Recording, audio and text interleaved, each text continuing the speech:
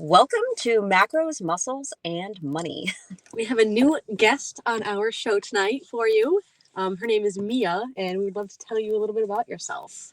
Hi, everybody. It is a pleasure to be here. I am a huge supporter of this podcast, and my girl Aurora. We've been friends for, I don't know, since she was born, more like family. And I am a finance professional in the tech industry. I manage a budget for a software company, so I do corporate finance and operations. And I'm also, I could call myself an athlete just because I've always been into sports in some capacity and have been weight training, since I don't know, maybe I was 12 years old. So hopefully I can provide some insight into budgeting your macros today. And so, do you follow a meal plan, or do you count macros? How do you go about your meals? So I've done it all. From every diet, every type of fitness lifestyle that you could think of, I've tried. I remember when you were paleo. Paleo, yep. I was paleo for years. I tried the gluten-free thing, and I've done macro-based approaches. Right now, I'm only trying to live my life in the terms of the perimeter of the grocery store, so more like whole foods eating. I just stay away from packaged items and try to just lean towards anything that's being grown or living, right? So your meats and your veggies and fruits and things like that. Good place to start. Yeah. Yeah, but I do not shy away from my cheeses either. Do you have a favorite cheese? You know, I'm really simple. I like cheddar, but like a good cheddar. Yeah. I like brie. Oh, I love brie. Love brie. Brie's good. Love Munster, but I'll eat any cheese. Yeah. Yeah, pretty much. So it's kind of expensive to eat food and eat healthy food, isn't it? that's what people say. That's what people say. That's what people say. I don't think it is though, because I think it is if you think that you need to eat organic, if you need to eat free range, organic, all that kind of thing. If you're only shopping at Whole Foods and only choosing those more expensive options, then yes, it's very expensive. But I don't think any of that is necessary. So I think it's possible to eat, like you said, like a whole food diet at any supermarket. And that is always going to be cheaper than eating out. Yeah. And so. For sure. Now, eggs, on the other hand, at the moment, disclaimer, because it's funny, because someone could be watching this a year from now and be like, what are they talking about eggs? Yeah. Eggs are very expensive right now, but. I saw some funny memes about eggs recently. They are indeed very expensive. I went yesterday, and the only option was $10.99. If you can even find them, by the way. Right. If they're even on the shelves. Yeah. Because I, Market Basket in person I saw, and then I saw another place online, and there was no eggs at all in the whole store. Which is so if you don't know what's going on, just Google the egg shortage of 2025. Or go to the store. Yeah. Is it the avian flu or I don't even know. Something, do you know? Yeah. Or is it like a labor thing or? No, there was an outbreak. Problem. Yeah. Feel better, chickens. Yeah. So in terms of expense, I mean, what do you guys think about? Is it expensive to be healthy? I think yes and no. Yes, no, because when you invest in your health, whether that's like a gym membership or, macros and, meals, it depends because choices that you make now are going to lead to something in the future. So if you are trying to make better choices in your health, it might not be expensive down the line if you're investing more into it now than when you have problems or ailments that you are then looking for cures and such. Yeah. And I mean, I do think, just kind of as a disclaimer, I realize that there are food deserts and that there are people who really struggle to put food on the table at all.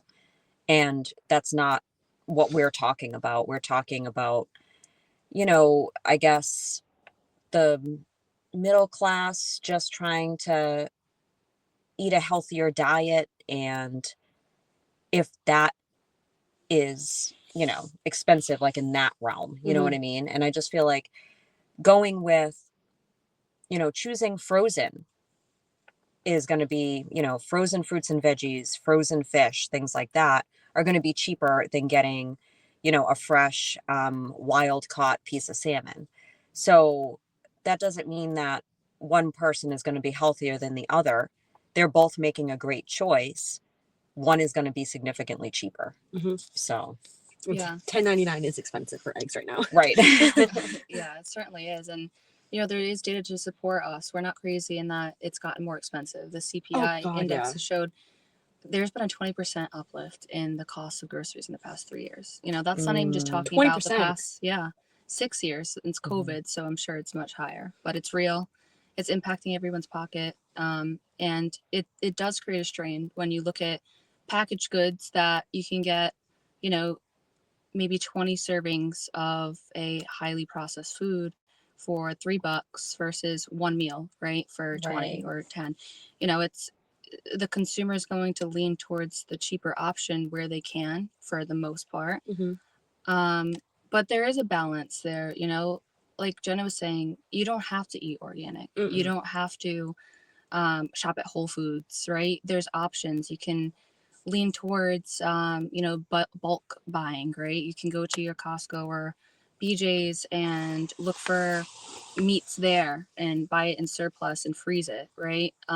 You also can, you know, do the same thing for your fruits and vegetables and your packaged goods. I think that also, you know, there's, if you do want to eat organic, have you guys heard of the Dirty Dozen? Yeah. You know, I'm a firm believer in, and for everybody listening, EWG released a report of the Dirty Dozen, which means that there are 12 fruits and vegetables that essentially are still have high sources of pesticides, traits of pesticides, even when they're washed. So essentially, you know, stay away from those and buy them organically. But the other ones that are not on the list, you could probably get away with not buying organically. So that's an option. And, you know, also like going to more stores like Aldi, Market Basket, where it is going to be a bit cheaper because the retailer is purchasing in high volumes versus the Whole Foods that, you know, may be the more luxury brand of shopping, and you're kind of paying for a brand and experience. So there's ways around it for sure.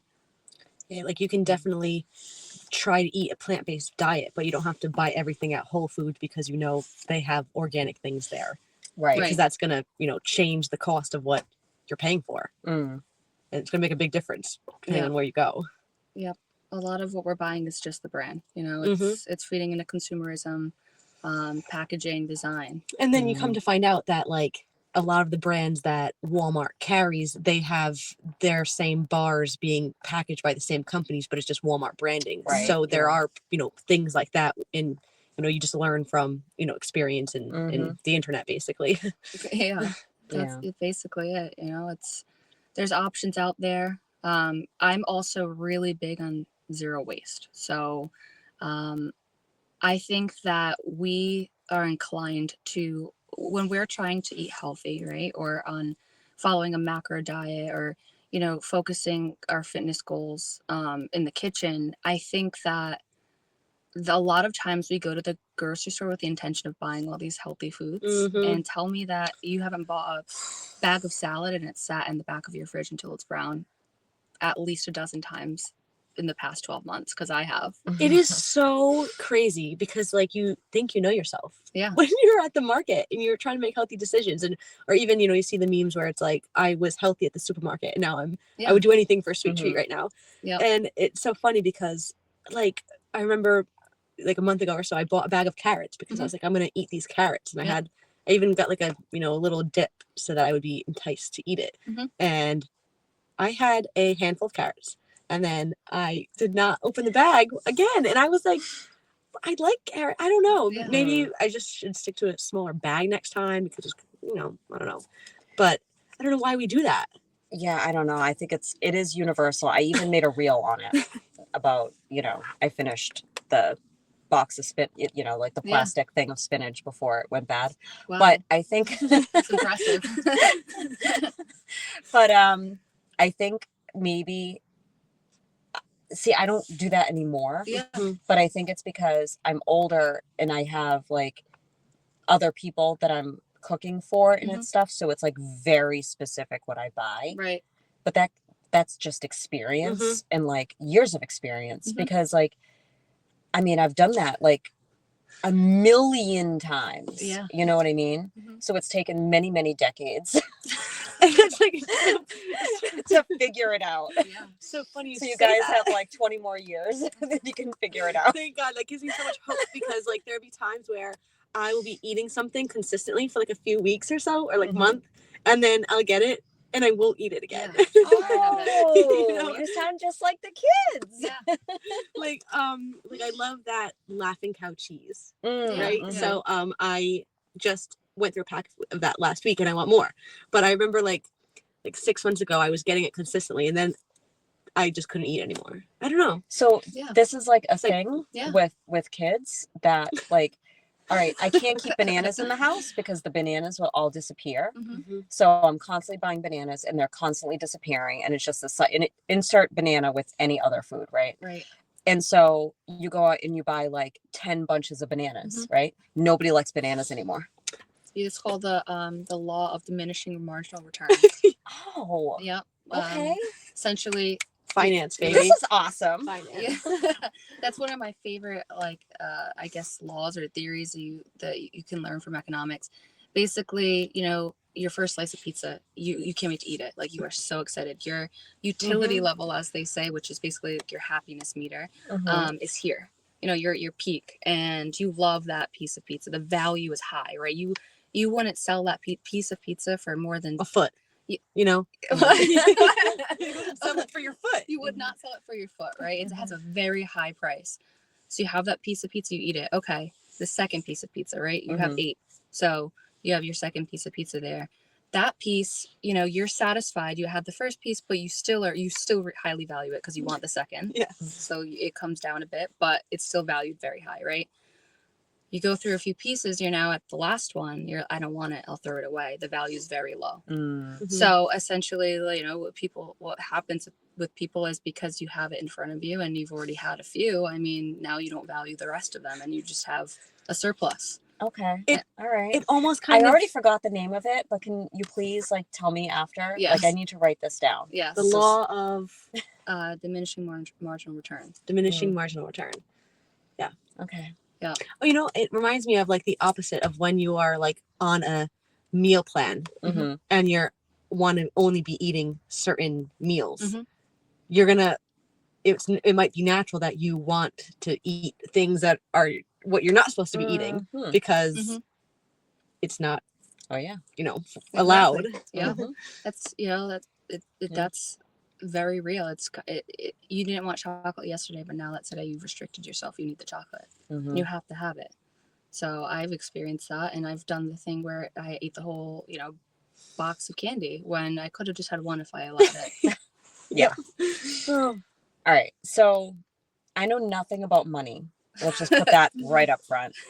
But I actually use like a financial analogy with people a lot when it comes to teaching them macros. And this is something like I would do at Goal Food because, we had this menu of all our smoothies ranging from 200 calories to 550 calories.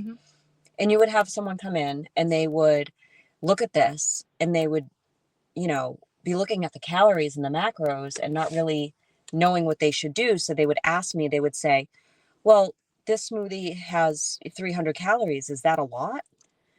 And I would say to them, if we were shopping together and the shirt was $300 and would you ask me if it was expensive? I would have to say to you, well, I don't know because I don't know how much money you make and how much money you have in savings.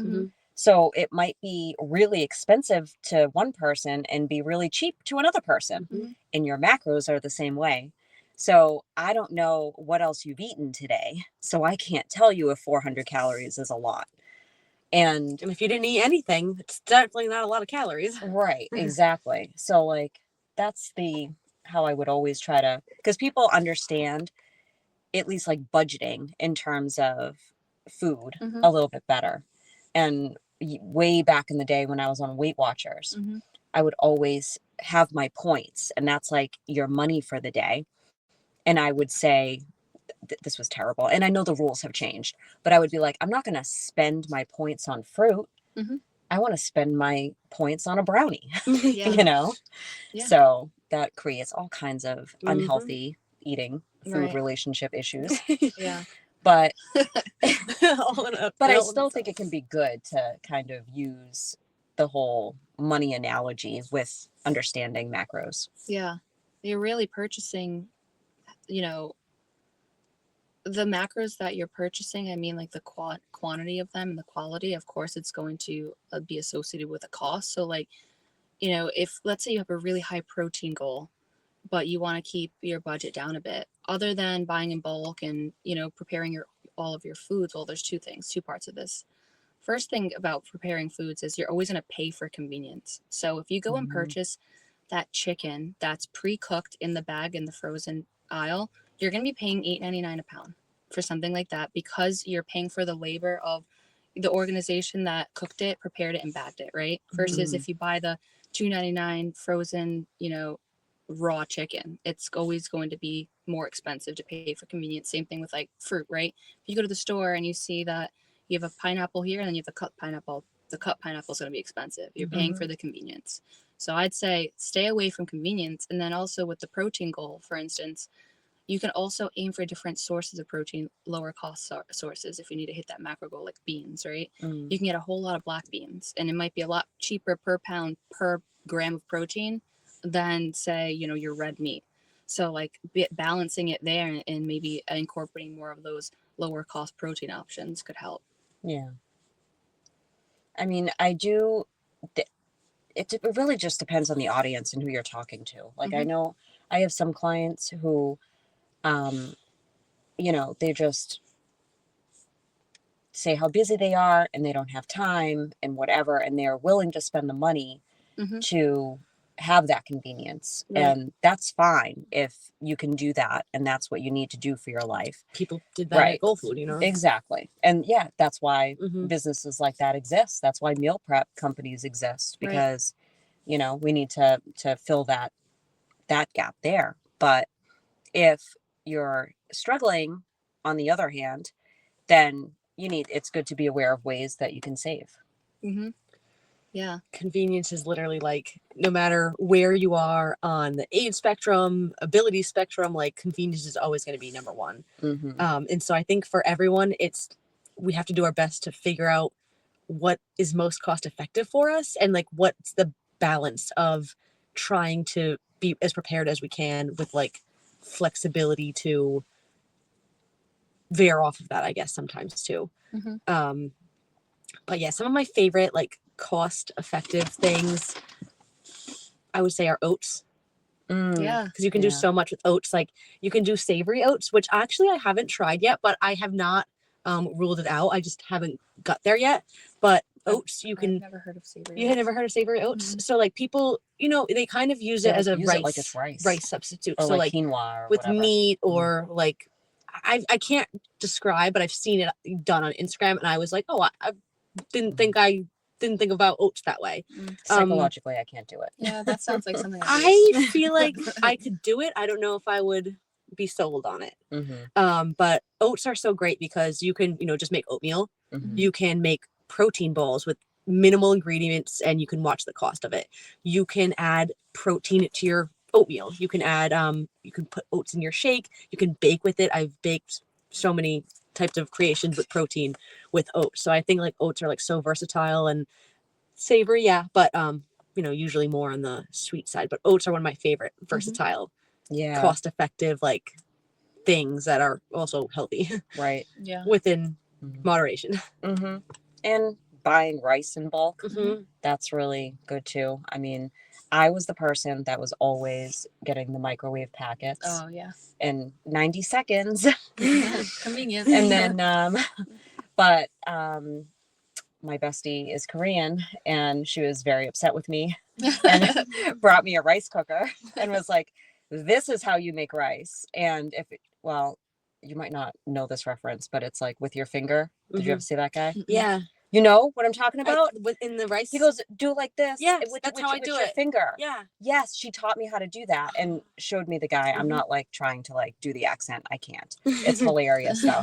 But you make your rice and then you can make huge batches of it. And hey, you can even make it ahead of time and freeze it. So certain rice cookers Mhm. let you boil vegetables during the rice. Mm. And I've seen people who have that kind of rice cooker, because I have that kind of rice cooker, they'll put like a purple potato on top of their rice in the rice cooker, and then just like after it's steamed and cooked, mix it all around. Mm. So yeah.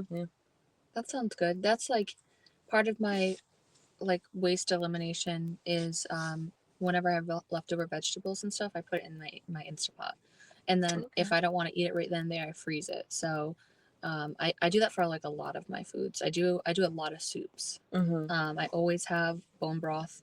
Bone broth is a great source of protein. It's not incredibly cheap, but if you ever do rotisserie chickens, you could take the leftover the bones and boil them down and make a whole big batch of bone broth. So that's also like a key to elimination and waste.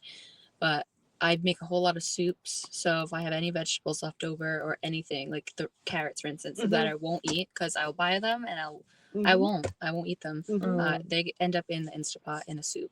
That happens to me probably weekly. Yeah, I'd love to hear more about the no waste stuff because there's someone on Instagram that I can't remember the name now that always talks about that stuff, and you'll see her using like all the parts of fruits and vegetables that we throw away in all different imaginative ways and stuff. Yeah. And I'm always like, oh, Zero I didn't waste, know you could chef. eat that. Plant-based No, chef. no. I know someone who does like they do like the strawberry tops and things like that.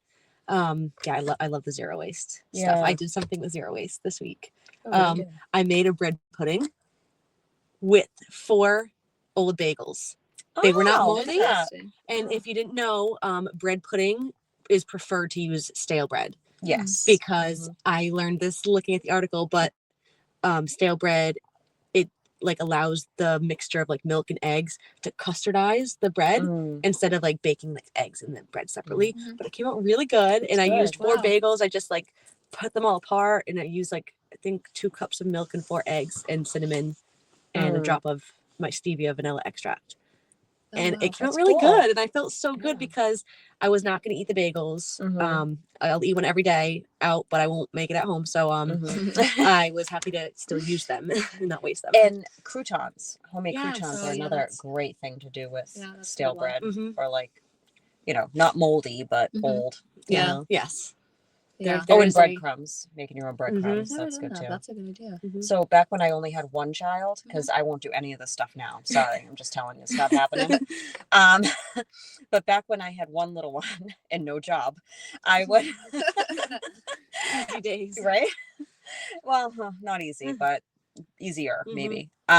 So I would just toast all that bread, right, and then just put it in the food processor, and then bag it all up, bread my chicken with it or whatever, and then freeze the rest. That's you always had breadcrumbs because you can't just put them in the cabinet like you can with you gotta processed breadcrumbs because there's no preservatives or anything. So yeah, that's a great idea. I love these kind of hacks and things with cooking. What else do you do?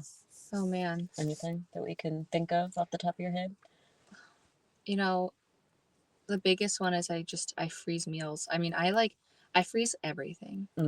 If I have sauce at the bottom of the jar and I know I'm not going to finish it, it'll go bad by the time I get to it, I put it in a Ziploc bag and put it in the freezer. Oh yeah, I do that too. Interesting. Everything. I mean, I budget, like I truly budget my whole life. I got myself, and just for me, for spending like at the grocery store, I got it down from 500 to about like just under 400 monthly on all of my grocery expenses. And 400 monthly. Yes. Wow. Yeah. So I was able to cut I was spending around 500 to 550 per month. Does that count meals like that you bought out? Yeah, that you bought out. I have this a is separate. just This from is your groceries. just groceries. I have a separate like restaurant budget that I hold for myself. But yeah, and I did that just by like, mostly it was just eliminating waste. I was buying things that I would know I would never eat, and I just wouldn't eat it. And it's a waste. It's a waste for the food itself and of money, you know. And Yeah. here's my hack for all of that: be real. Like, Don't- be honest with yourself. Don't get on a diet Don't. at the middle of the grocery store because you want to make a change. Yeah, Let's talk with ourselves, not waste the money, and eat what we are going to eat and try and make the healthiest decisions we can. I'm a firm believer in not eating things you don't like. Like, just be real with yourself, because if not, if you set yourself up to eat a meal plan of food you don't like, you are going to binge at night. You're going to eat the bag of chips. You're going to eat the chocolate. You're going to ruin the whole plan that you had, worse than it ever would be, just because you were honoring your actual like taste senses. You know, you have to be real with yourself. So switch things out for more healthier options, right? Like, if you know that you don't like vegetables, it's okay. Like, we don't have to eat vegetables. You should, right? Everyone should eat Nobody a wants balanced diet, scurvy, right? right? Right, exactly. But like, it's okay if some of your meals are just a meat in like a sweet potato, which is technically a vegetable, or brown rice, as long as you're getting the fiber in some way, right? That's kind of the point of vegetables. If if you don't enjoy the taste, it's for the fiber and the like micro and like nutrients in it, right?